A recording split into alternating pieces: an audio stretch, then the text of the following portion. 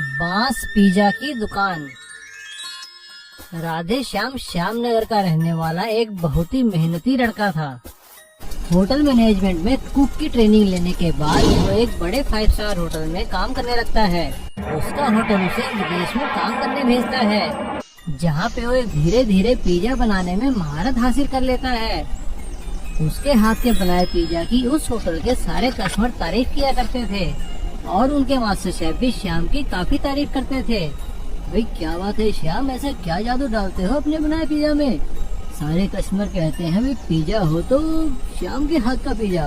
बस सर, ये तो आपके द्वारा सिखाए गए हुनर का कमाल है। सब कुछ सही चल रहा था, लेकिन महामारी फैलने के कारण उस होटल को काफी नुकसान होने लगा और होटल मैनेजमेंट ने सभी विदेशी कारीगरों को उनके देश भेजने का सोच लिया।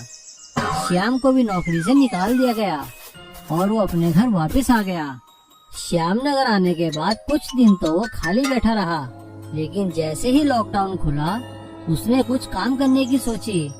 लेकिन वो पिज्जा बनाने के अलावा और कोई काम नहीं जानता था।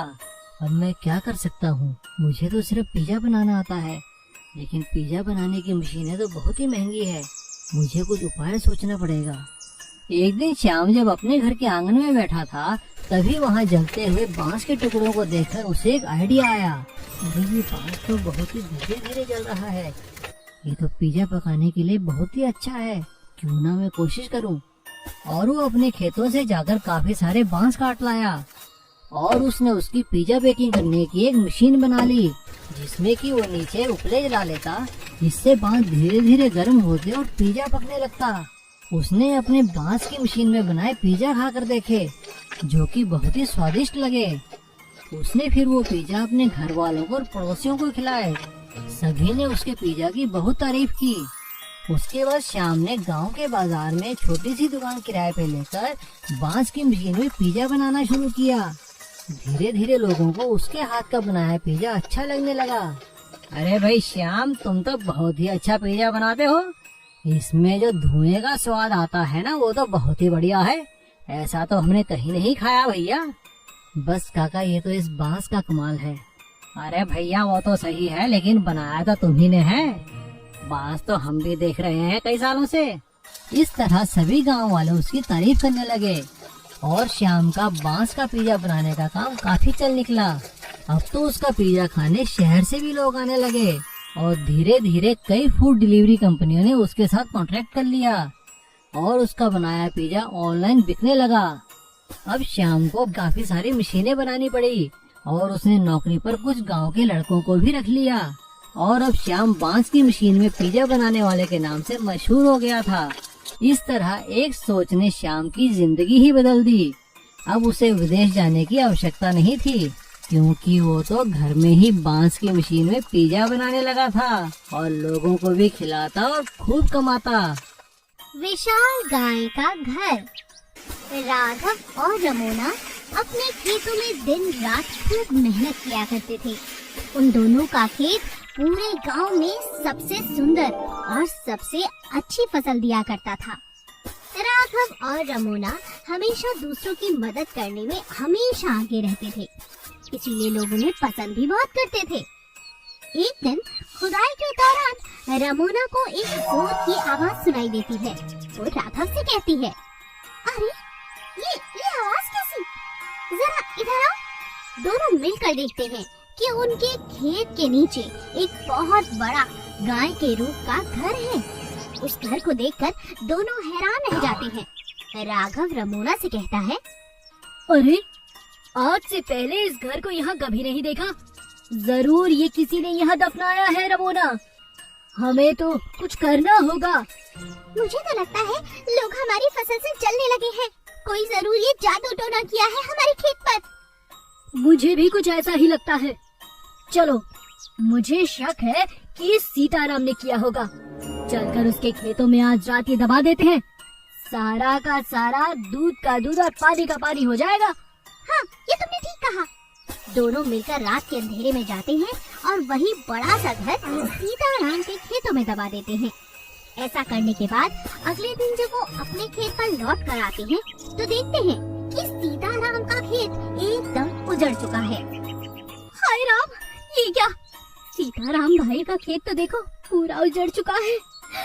कहीं ये हमारी कल की गलती की वजह से तो नहीं? राघव रमोना से कहता है। इसी ने ये घर हमारे खेतों में किया था, ये मत भूलो। अगर हमने ऐसा न किया होता तो ये हमारे साथ हो रहा होता। चलो काम पर चलते हैं। दोनों पति पत्नी फिर से काम पर लग जाते हैं। उधर सीताराम रो रो कर बुरा हाल कर लेता है। हाय राम, ये मेरे साथ क्या हो गया? किसने किया ये मेरे साथ? राघव और रमोना जब सीताराम को देखते हैं तो उसका दुख उनसे देखा नहीं जाता और वो सारी बात सीताराम को बता देते हैं। क्या बात कर रहे हो राघव? मैं भला ऐसा क्यों करूँगा? और ये काम तुमने क्यों किया? चलो मेरे साथ, चलो अभी मेरे खेत में और वो गाय का घर बाहर निकालो। जरूर इसके पीछे कोई और है, मैंने ऐसा कुछ नहीं किया। अब तीनों मिलकर फिर से सीताराम के खेतों से वो गाय का घर बाहर निकालते हैं। उसमें एक दरवाजा था। जब उसे खोलते हैं तो वहाँ पर एक जादुई गाय बैठी हुई थी जो जोर जोर से हंसने लगती है और कहती है, ये तो मैं आजाद होने के लिए यहाँ पर आई थी तुम्हारे खेतों में और तुम दोनों एक दूसरे पर ही शक करने लगे। अब मैं आजाद हूँ, मैं तो चली। जैसे ही वो गाय आजाद हो जाती है, जादुई घर अचानक से गायब हो जाता है। सीताराम राघव को देखता है और राघव सीताराम से माफी मांगता है। दोस्त, मुझे माफ कर दो, तुम पर शक किया मैंने। न जाने ये जादुई गाय और ये घर कहाँ से आ गए थे। तुम तो जानते हो मैं किसी का बुरा नहीं करता, मगर आज मुझसे भी गलती हो ही गई। सीताराम राघव को माफ कर देता है और एक बार फिर से राघव और सीताराम अपने अपने खेतों में फिर से मेहनत पर लग जाते हैं और खुशी खुशी जीवन जीने लगते हैं। फ्रेंच फ्राइज वाले की सफलता। एक गांव में सोनू नाम का एक लड़का अपनी बहन मीनू के साथ रहता था। उन दोनों के माता पिता का देहांत हो चुका था। सोनू अपनी बहन मीनू का बहुत ख्याल रखता था। सोनू गांव में मेहनत करके अपना और अपनी बहन मीनू का पालन पोषण करता था। सोनू खुद नहीं पढ़ सका, लेकिन उसकी इच्छा थी कि उसकी बहन मीनू काफी अच्छी पढ़ाई करे और पढ़ लिख कर एक अच्छी डॉक्टर बने। मीनू भी पढ़ाई में काफी होशियार थी और वो स्कूल में हमेशा अव्वल आती थी। मीनू दिन रात बड़ी मेहनत से पढ़ाई करती रहती थी, क्योंकि उसे डॉक्टर बनकर अपने भाई का ख्वाब जो पूरा करना था।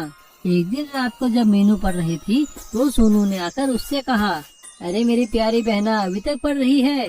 ये ले, एक गिलास दूध पी ले गर्मा गर्म, शरीर में ताजगी आ जाएगी। अपने भाई की बात सुनकर मीनू ने कहा, भैया आप मेरा कितना ख्याल रखते हो, अगर आप ना होते तो मेरा क्या होता? मीनू की बात सुनकर सोनू ने कहा, अरे हट पगली, ऐसा नहीं कहते। चल चल चल, अब दूध पी ले और पढ़ाई जल्दी करके सो जाना। और हाँ देख, मुझे कल शहर किसी काम से जाना है, मैं जल्दी ही वापस आ जाऊंगा। खाना बना कर जाऊंगा, खा लेना। ठीक है भैया। अगले दिन सोनू सुबह अपने काम से शहर चला जाता है। शहर में जब उसे भूख लगती है तो वो एक जगह खाने की दुकान पर रुकता है। वो वहाँ पर फ्रेंच फ्राइज देखकर हैरान हो जाता है और एक प्लेट फ्रेंच फ्राइज लेकर खाने लगता है। फ्रेंच फ्राइज उसे बहुत स्वाद लगते हैं। वो वहाँ बैठा बैठा फ्रेंच फ्राइज बनाने का तरीका देखता रहता है। गांव आने के बाद अगले दिन सोनू फ्रेंच फ्राइज बनाने की कोशिश करता है और अपनी बहन मीनू को देता है। मीनू, ये खाकर देख तो। भैया ये क्या है? मैंने कल शहर में खाए थे, इन्हें फ्रेंच फ्राइज कहते हैं और मैंने बनाना भी सीख लिया। बता तो कैसे बने हैं? भैया ये तो बहुत स्वादिष्ट बने हैं। क्या ये कल मैं लंच बॉक्स में ले जाऊं अपनी सहेलियों के लिए? हाँ हाँ, ले जाना, मैं कल और बना दूंगा। स्कूल में मीनू की सहेलियों ने फ्रेंच फ्राइज खाकर मीनू से कहा, अरे मीनू ये तो बहुत अच्छे हैं, अपने भैया को बोलकर कल और लेकर आना हमारे लिए। मीनू घर आकर अपने भैया से अपनी सहेलियों की बात बताती है। सोनू अगले दिन भी फ्रेंच फ्राइज बनाकर मीनू को देता है। अब तो रोज ही सोनू से कोई न कोई फ्रेंच फ्राइज बनाने की डिमांड करने लगता है। ये देखकर सोनू को एक आइडिया आता है। वो अगले दिन अपने घर के सामने फ्रेंच फ्राइज की दुकान खोल लेता है। गांव और आसपास कोई फ्रेंच फ्राइज की दुकान ना होने के कारण उसकी दुकान काफी चल निकलती है, क्योंकि वो काफी स्वादिष्ट फ्रेंच फ्राइज बनाता था। धीरे धीरे सोनू के फ्रेंच फ्राइज आसपास के गाँवों में भी मशहूर हो जाते हैं।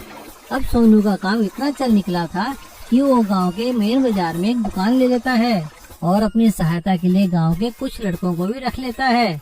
और अब सोनू को सभी फ्रेंच फ्राइज वाले सोनू के नाम से जानने लगते हैं और सोनू मीनू की एक बहुत अच्छे मेडिकल कॉलेज में एडमिशन करवा देता है। इस तरह कड़ी मेहनत और लगन से सोनू अपना सपना पूरा करता है।